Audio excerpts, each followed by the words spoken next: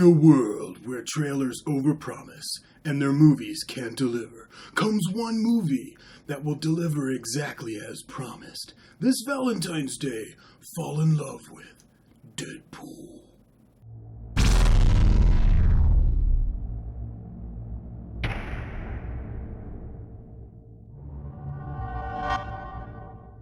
Hey everybody, so that was my poor impression of the trailer guy's voice.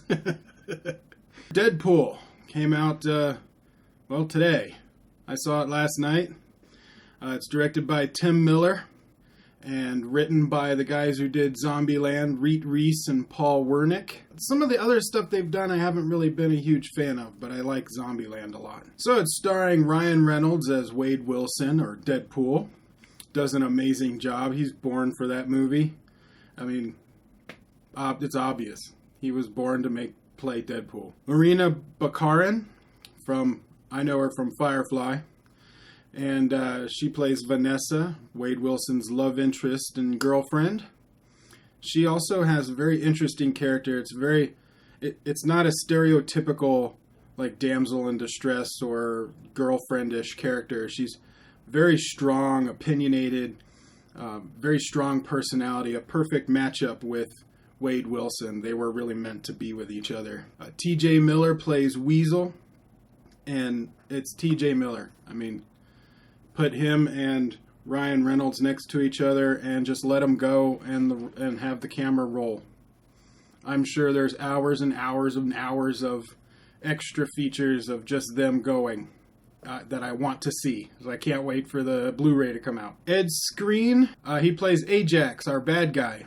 And I was pleasantly surprised with him. You know, the last time I saw him was in the Transporter movie that was not very good.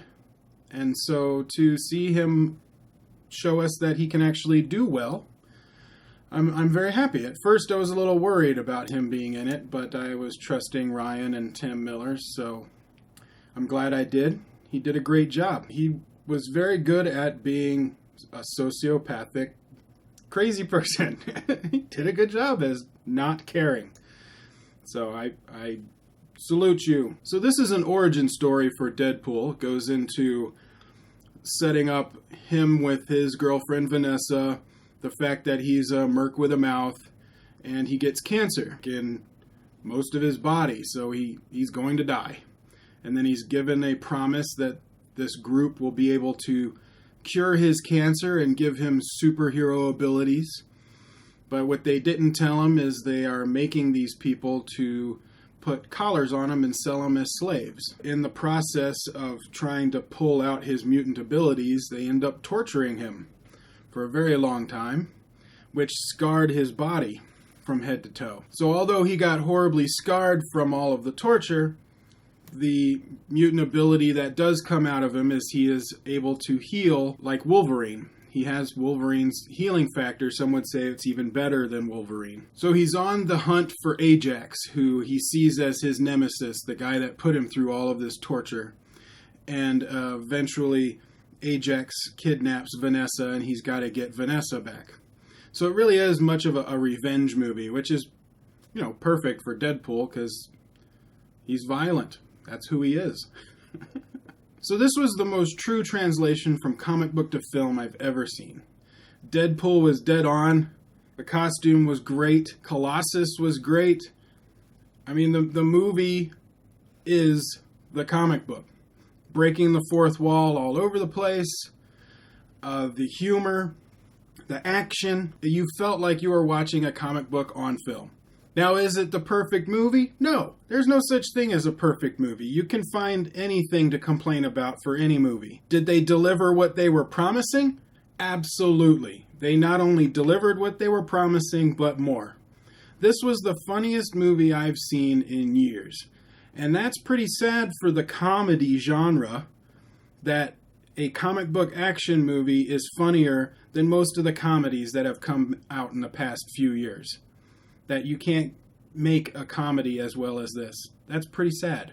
So the humor is given to us like right at the beginning. The opening sequence titles were hilarious, and did a great job of quickly setting the tone of what the whole movie was going to be, and then kept us there through the whole thing. The opening sequence was brilliant. Whoever came up with that idea deserves an award or cash or a pat on the back or something, because it was awesome. Now, this is a rated R movie, and it is a hard R. This is not for kids. I don't care if your 10-year-old is begging and pleading to see Deadpool because he's got pretty colors and he has swords and stuff. No, don't. When I was a kid, I wanted to see Aliens and Terminator 2 and RoboCop. We even got toys.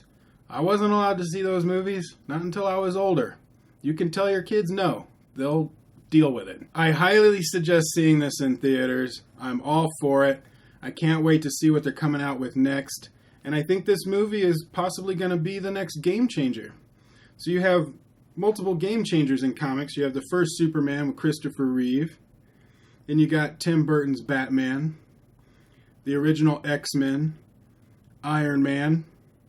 And now Deadpool. I think Deadpool is going to start a new wave of rated R comic book movies and action movies that are geared towards people my age and not just for kids. It's the same thing that people thought of when they did Tim Burton's Batman, is they thought comic books were just for kids, so they have to always make them for kids. And then Batman came out, it was way darker than anyone expected, and it really was for the young adult crowd. It wasn't really meant for small children. That movie showed you can do a serious, dark tone on a comic book movie because people will watch it.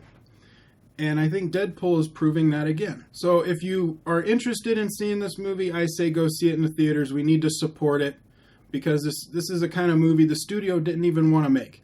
They were their hands were tied behind their backs, and they were kind of forced to by the fans that were just screaming for it. And since we screamed for it, we need to support it so we can prove that we were right and the studio was wrong. So what did you guys think? Did you see Deadpool? Comment below, like, share, subscribe. Tell your friends, and I will see you guys on the next video.